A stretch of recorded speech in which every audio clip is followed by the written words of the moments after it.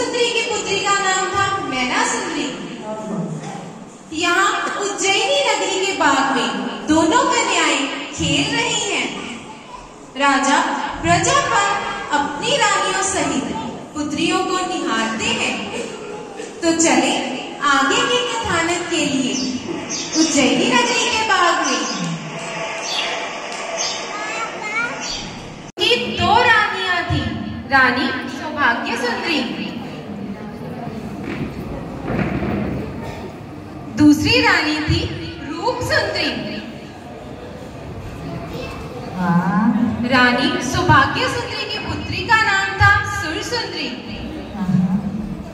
रानी रूप सुंदरी की पुत्री का नाम था मैना सुंदरी। यहाँ उज्जैनी नगरी के बाग में दोनों कन्याएं खेल रही हैं। राजा प्रजापाल अपनी रानियों सहित पुत्रियों को निहारते हैं। तो चले आगे के कथानक के लिए उज्जैनी नगरी के बाग में।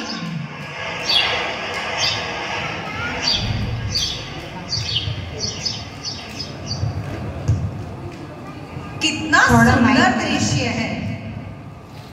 हमारी पुत्रियां खेलते हुए कितनी प्यारी लग रही हैं। समय कब पंख लगाकर उड़ गया पता ही नहीं चला। देखते ही देखते हमारी पुत्रियां इस योग्य हो गई कि इन्हें आगे की शिक्षा के लिए किसी विद्वान पंडित के पास भेजा जाए। आप ठीक कह रहे हैं महाराज।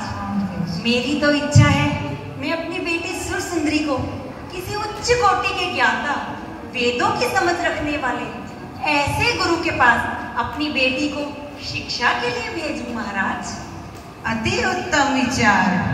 आप क्या कहती हैं महारानी? जी महाराज, महाराज जैन धर्म से बढ़कर और कुछ नहीं है जिसे सम्यक ज्ञान, सम्यक दर्शन, सम्यक चरित्र पर पूर्ण विश्वास हो, जो जीववाणी पर पूर्ण आस्था रखता हो और जो आत्मों का ज्ञाता हो। मैं ऐसे ही किसी उच्च कोटि के गुरु को अपनी पुत्री को अभ्यास के लिए सौंपना चाहूंगी। जैसे आप दोनों की इच्छा। पर्दा। माताओं की इच्छा अनुसार पुत्रियां मैना सुंदरी और सुर सुंदरी को पढ़ने भेज दिया जाता है। समय का पहिया चलता है, वर्ष बीतते जाते हैं।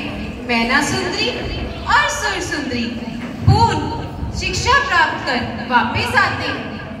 उज्जैनी नगरी का दरबार हिला है, तो आए चले देखें।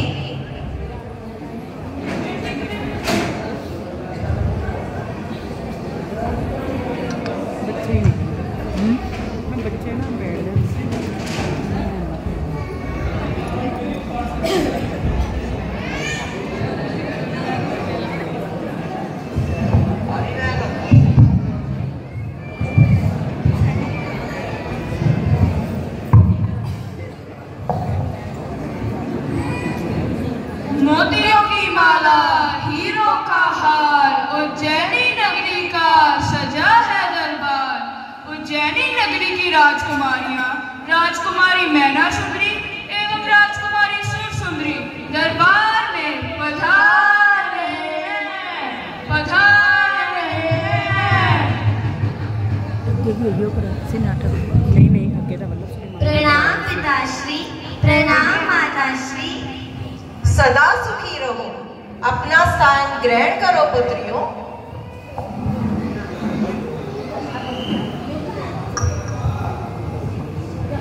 आज मैं बहुत प्रसन्न हूँ। मेरी दोनों पुत्रियां अपनी शिक्षा प्राप्त करके अपनी उज्जैन नगरी वापस आ गई हैं। मैंने आप दोनों के शिक्षा गुरु से आपके ज्ञान की बहुत प्रशंसा सुनी है। आज मैं तुम्हें और तुम्हारे ज्ञान को परखना चाहता हूँ। हम परीक्षा के लिए प्रस्तुत हैं पिताश्री। मैं तुमसे कुछ प्रश्न पूछूंगा, जिसका उत्तर तुम दोनों को ही सोच समझ कर देना है। मेरे पहले प्रश्न में 4 प्रश्न हैं, जिसका उत्तर तुम्हें सिर्फ एक पंक्ति में ही देना है। जीव का लक्षण क्या है? कामदेव की पत्नी का क्या नाम है? कन्या विवाह के उपरांत कहाँ जाती है और किस जाति का फूल सबसे उत्तम कहा गया है? पिताश्री, मुझे आज्ञा दे। आज्ञा है पुत्री। कन्या पत्नी ने सास रही जाए। जीव का लक्षण श्वासोश्वास है, अर्थात जो सांस लेता है वही जीव है। पंक्ति में सास शब्द ही आपके पहले प्रश्न का उत्तर है। कामदेव की पत्नी का नाम रति है। पंक्ति में रई शब्द आपके दूसरे प्रश्न का उत्तर है। कन्या विवाह उपरांत ससुराल जाती है। पंक्ति में सास रई शब्द आपके तीसरे प्रश्न का उत्तर है। और जाई का फूल सबसे उत्तम जाति का फूल होता है, इसीलिए चौथे प्रश्न का उत्तर जाई शब्द है पिताश्री। उत्तम, अति उत्तम। बेटी सुरसुंदरी, एक ऐसा शब्द बताओ जिसका प्रथम अक्षर निकाल दिया जाए तो वह जगत को जीवन देता है, जिसका दूसरा अक्षर निकाल दिया जाए तो वह संहार का प्रतीक है, और जिसका अंतिम अक्षर निकाल दिया जाए तो वह स्त्रियों को बहुत प्रिय है। पिताश्री, आपके प्रश्न का उत्तर है काजल। काजल, जिसका अगर हम प्रथम अक्षर यानी का निकाल दें तो बचता है जल, अर्थात जो समस्त जगत को जीवन देता है। अगर हम काजल का दूसरा यानी ज निकाल दें तो बचता है काल, अर्थात जो संहार का प्रतीक है। एवं अगर हम काजल का अंतिम अक्षर यानी ल निकाल दें तो बचता है काज, अर्थात कार्य, जो स्त्रियों को अति प्रिय है। तो अगर मैं चाहूँ तो निर्धन को धनवान बना दूं, अगर मैं चाहूँ रंक को राजा बना दूं और राजा को रंक बना दूं। यहाँ जो प्रजा सुख भोग रही है किसके प्रताप से है? मेरे प्रताप से है। प्रजा का जन जन हमारे चरणों में आने के लिए ललायित है। मांगो, अगर मैं किसी से रुष्ट हो जाऊं तो सब कुछ नाश कर सकता हूँ, पर पुत्रियों मैं तुम दोनों से बहुत प्रसन्न हूँ। मांगो, तुम क्या मांगती हो? मैं तुम्हें सब कुछ दे सकता हूँ जो तुम्हें चाहिए। जी पिताश्री, आप जो भी कह रहे हैं वह सर्वथा उचित है। आप चाहें तो एक निर्धन को धनवान और एक धनी को निर्धन कर सकते हैं। आप में सब कुछ करने का समर्थ है पिताश्री। मैना, तुम क्यों सिर हिला रही हो? पिताश्री, मैं सुरसुंदरी के कथन से बिल्कुल सहमत नहीं हूँ। मनुष्य अपने कर्मानुसार ही सुख या दुख को प्राप्त करता है। आपके सामने मैना ने हमारा अपमान किया है। आज मैना ने हमारे विरुद्ध आवाज उठाई है, कल प्रजा का कोई भी जन मेरे विरुद्ध आवाज उठा सकता है। हमें इसे रोकना ही होगा। होकर देख रहे, सिद्धा नहीं देख रहे। मंत्री जी, प्रणाम महाराज। ये आवाजें कहाँ से आ रही हैं? महाराज, ये 700 कोड़ियों का एक टोला उज्जैनी जिसका नाम है उम्बरयाना। सभी कोड़ी अपने राजा का बहुत सम्मान करते हैं तथा उसके लिए एक योग्य कन्या की तलाश कर रहे हैं। मंत्री जी, आप कल उन कोड़ियों को और उनके राजा को हमारे राज्यसभा में आमंत्रित किया जाए। जी राजन। यहाँ अभिदमन है, ये सुंदर है, विद्वान है और अनेक बलशालियों में से एक है। तुम इसके साथ अपना जीवन सुख और शांति से व्यतीत करोगे। पिताश्री, आप ही मेरा भाग्य बनाने वाले हैं, जैसी आपकी इच्छा।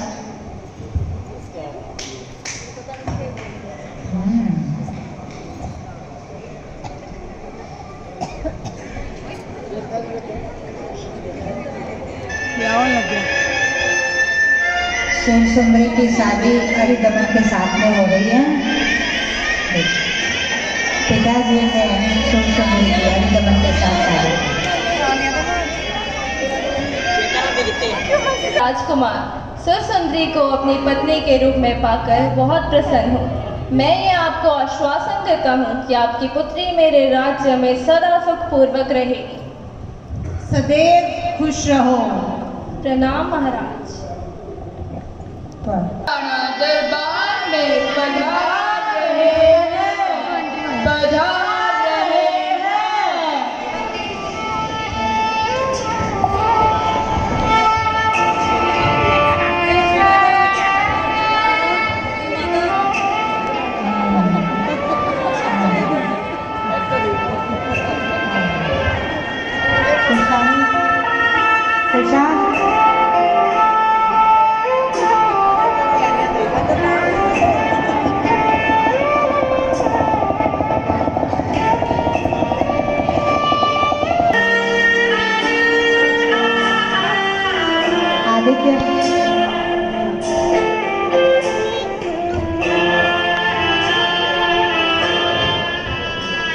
प्रणाम महाराज। मैना, हमने तुम्हारे वर के रूप में इस कोड़ी को चुना है। यह तुम्हारे कर्मों के कारण ही यह कोड़ी यहाँ तक तुम्हारे वर के रूप में आया है। अब करो अपने कर्मों की आजमाइश और करो इस कोड़ी से विवाह। महाराज, आप ऐसा मत करिए। कहाँ मेरी कोड़ी और कहाँ ये राजकुमारी? आप मुझ जैसे कोड़ी का विवाह एक राजकुमारी से कर रहे हैं। ऐसा मत कीजिए महाराज, ऐसा मत कीजिए। हमारा निर्णय अटल है, उसे कोई नहीं बदल सकता। ये हमारा आदेश है कि तुम्हें मेरा से विवाह करना ही होगा। पिताश्री, आपकी जो आज्ञा है मुझे वह सहर्ष स्वीकार्य है। नहीं महाराज, नहीं महाराज, नहीं। क्षमा कर दीजिए महाराज, मैना को क्षमा कर दीजिए। वो तो अभी नादान है, उसे किसी पर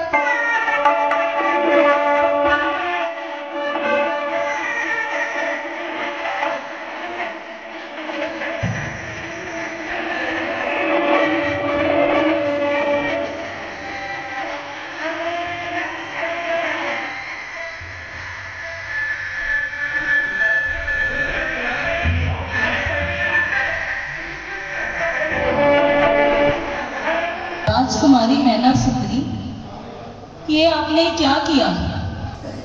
आपने मुझ जैसे कोड़ी से विवाह कर लिया। आप कितनी सुंदर हैं, आपकी देह कितनी स्वस्थ और कोमल है, और आपने मुझ जैसे कोड़ी से विवाह कर लिया। कहीं इस मेरे कोढ़ रोग के कारण आपकी देह भी अस्वस्थ ना हो जाए, कहीं आपको भी ये कोढ़ रोग ना हो जाए। नहीं नहीं महारानी, आप यहाँ से चली जाइए। आपका राजकुमारी हंस के गले में मोतियों की माला ही अच्छी लगती है। आप महलों में सुख से रहने के लिए बनी हैं, मुझ जैसे कोड़ी के साथ वन वन भटकने के लिए नहीं। नहीं नहीं, कृपया ऐसा मत कहे नाथ। अब तो हृदय से मैंने आपको अपना पति स्वीकार कर लिया है। अब चाहे सूर्य पश्चिम से निकलना क्यों ना प्रारंभ करते, या नदियां समुद्र अपनी मर्यादा तोड़ ही क्यों ना दे, परंतु अब तो मैं कभी पर पुरुष के बारे में सोच भी नहीं सकती। आज मुझे यहाँ जो भी मिला है मेरे कर्मों के आधार पर ही मिला है, और मुझे मेरे परमात्मा पर पूर्ण श्रद्धा और पूर्ण विश्वास है। नाथ, हम सुबह परमात्मा के दर्शन वंदन पूजा सेवा करने के पश्चात गुरु भगवंत की मिले, इस बात का दुख नहीं, परंतु मेरे पिता ने जैन धर्म की निंदा की है, उसका अनादर किया है। आप कृपया मुझे किसी प्रकार का यंत्र, तंत्र, मंत्र या कोई ऐसी औषधि प्रदान करें जिससे मैं जैन धर्म की निंदा को रोक सकूं। मैना, हम जैन साधु हैं, हमारी मर्यादा नहीं है यंत्र, तंत्र और मंत्र देने की, किंतु मुनि चंद्र मुनीश्वर जी महाराज ने शीत चक्र आराधन का विधान बताया है। इसमें 9 दिन के आमिल तक परमात्मा की पूजा सेवा एवं शिव चक्र की आराधना होती है। तुम 9 दिन शिव चक्र जी का पक्षाल कराओ और उसका जल अपने पति और बाकी रोगियों पर प्रतिदिन छिड़को। इससे उनका रोग और तुम्हारा कष्ट अवश्य दूर हो जाएगा। उनके अधीन होती हैं दिव्य औषधियों, दिव्य माला और एक नाटक मंडली के स्वामी थे राजा श्रीपाल। राजा श्रीपाल अपनी 8 रानियों एवं माताओं सहित उज्जैनी नगरी के बाहर शमियाना लगाकर बैठे हैं। मैना, आज हम बहुत प्रसन्न हैं। आज हमारा सारा परिवार यहाँ एकत्रित हुआ है, परंतु कमी केवल प्रजापाल महाराज की है। हम उन्हें यहाँ कैसे बुलाएं? महाराज, मैं चाहती हूँ कि हम पिताश्री को यहाँ कंधे पर कुहाड़ा रखवाकर बुलाएं। मैना, ये तुम क्या कह रही हो? हम भला प्रजापाल महाराज को कंधे पर कुहाड़ा रखकर यहाँ कैसे बुला सकते हैं? महाराज, आप कृपया मुझे गलत मत समझिए, परंतु मैं पिताश्री को यह एहसास करवाना चाहती हूँ कि जो उन्होंने जैन धर्म की निंदा की है एवं उसका अनादर किया है वह गलत है। जैसी तुम्हारी इच्छा रानी। मंत्री जी। जी महाराज। जाइए और प्रजापाल महाराज को कंधे पर कुहाड़ा रखकर हमारी सभा में प्रस्तुत किया जाए। जो आज्ञा महाराज। यहाँ श्रीपाल राजा का मंत्री प्रजापाल राजा के मंत्री को संदेश देते हैं। मंत्री जी, श्रीपाल राजा ने राजा प्रजापाल को कंधे पर कुहाड़ा लेकर सभा में प्रस्तुत होने के लिए कहा है। जी मंत्री। पर्दा।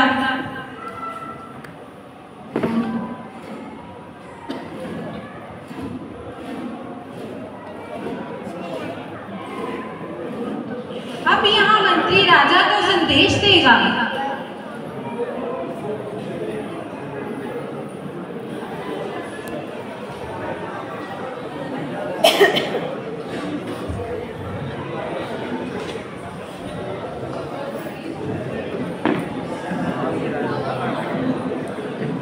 कुल्हाड़ी लग गया है राजा।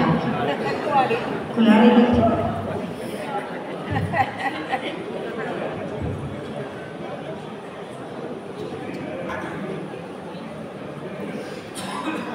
प्रणाम महाराज।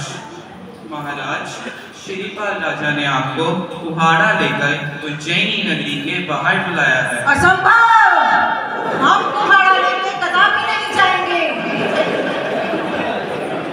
महाराज, समय समय की बात है। आपके दामाद उम्बर राणा ही अब राजा श्रीपाल हैं, जो कि कई देशों के राजा हैं।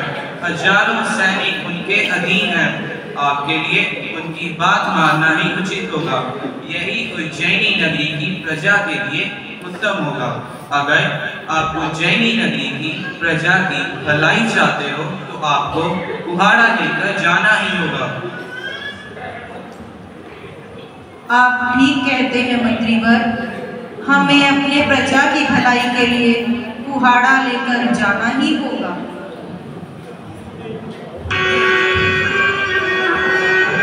कंधे पर कुहाड़ा लेकर जाना राजा के लिए कितनी शर्म की बात होती है, परंतु प्रजा की भलाई के लिए राजा कुहाड़ा लेकर जाने के लिए भी तैयार हो जाते हैं।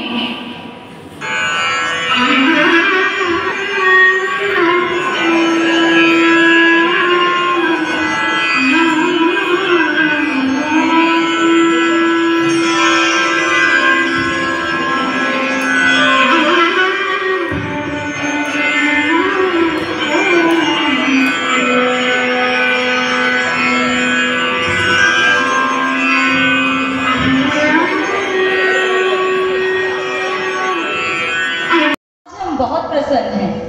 आज हमारा सारा परिवार यहाँ एकत्रित हुआ है, परंतु कमी केवल प्रजापाल महाराज की है।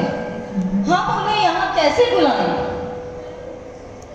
महाराज, मैं चाहती हूँ कि हम पिताश्री को यहाँ कंधे पर कुहाड़ा रखवाकर बुलाएं। मैना, ये तुम क्या कह रही हो? हम भला प्रजापाल महाराज को कंधे पर कुहाड़ा रखकर यहाँ कैसे बुला सकते हैं? महाराज, आप कृपया मुझे गलत मत समझिए, परंतु मैं पिताश्री को यह एहसास करवाना चाहती हूँ कि जो उन्होंने जैन धर्म की निंदा की है एवं उसका अनादर किया है वह गलत है। जैसी तुम्हारी इच्छा रानी। उज्जैनी नगरी के बाहर बुलाया है। असंभव, हम कुहाड़ा लेके कदापि नहीं जाएंगे। महाराज, समय समय की बात है, आपके दामाद उम्बर राणा ही अब राजा श्रीपाल हैं, जो कि कई देशों के राजा हैं। हजारों सैनिक उनके अधीन हैं। आपके लिए उनकी बात मानना ही उचित होगा। यही उज्जैनी नगरी की प्रजा के लिए उत्तम होगा। अगर आप उज्जैनी नगरी की प्रजा की भलाई चाहते हो तो आपको कुहाड़ा लेकर जाना ही होगा। आप ठीक कहते हैं मंत्रीवर, हमें अपने प्रजा की भलाई के लिए कुहाड़ा लेकर जाना ही होगा।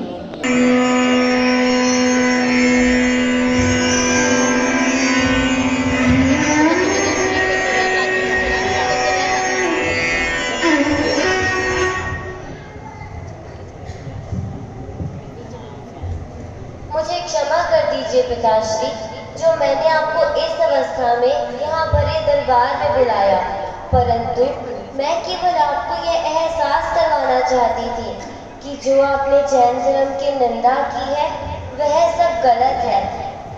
अब आइए पिताश्री, आकर अपना सहन ग्रहण कीजिए। आप भी आए माताश्री, आप भी आकर अपना सहन ग्रहण कीजिए। प्रसन्न है, आज हमारा सारा परिवार यहाँ एकत्रित हो गया है। मंत्री जी। जी महाराज। जाइए और मनोरंजन के लिए नाटिका प्रस्तुत कीजिए। जो आज्ञा महाराज। मैं सुरसुंदरी पिताश्री। माँ सुरसुंदरी, तुम इस अवस्था में? मैं तो कहाँ तुम्हें शामपुर की महारानी के रूप में देखना चाहता था, पर पुत्री तुम्हारी यह अवस्था कैसे? तुम यहाँ कैसे पहुँचे पुत्री? पिताश्री, विभाग के पास जब हम जा रहे थे तो कुछ डाकुओं ने मुझे हमला कर दिया। उस समय मेरा पति, मेरा रक्षक मुझे छोड़कर चला गया पिताश्री, और उन सभी डाकुओं ने मुझे इस नाटक मंडली में भेज दिया पिताश्री। तब से लेकर अब तक पिताश्री, मैं इसी नाटक मंडली का एक हिस्सा हूँ पिताश्री, एक हिस्सा। पिताश्री, मैं ना सत्य कहती थी, मैं झूठी थी पिताश्री। मैं ना, तुम तो अमृत की खाया थी और मैं विष की दे। मुझे क्षमा कर दो, मुझे क्षमा कर दो पिताश्री। अब तो आप मानिए, मनुष्य अपने जीवन में जो भी पाता है या जो भी खोता है वह सब उसके कर्मों के कारण ही होता है। अब तो मानिए पिताश्री, जैन धर्म सत्य है, वो परमात्मा सत्य है, परमात्मा की दी हुई जिनवाणी भी सत्य है, तप का प्रभाव भी सत्य है, सिद्ध चक्र की आराधना भी सत्य है, और कर्म का सिद्धांत भी सत्य है पिताश्री, कर्म का सिद्धांत भी सत्य है। मैना, तुम बिल्कुल ठीक कह रही हो।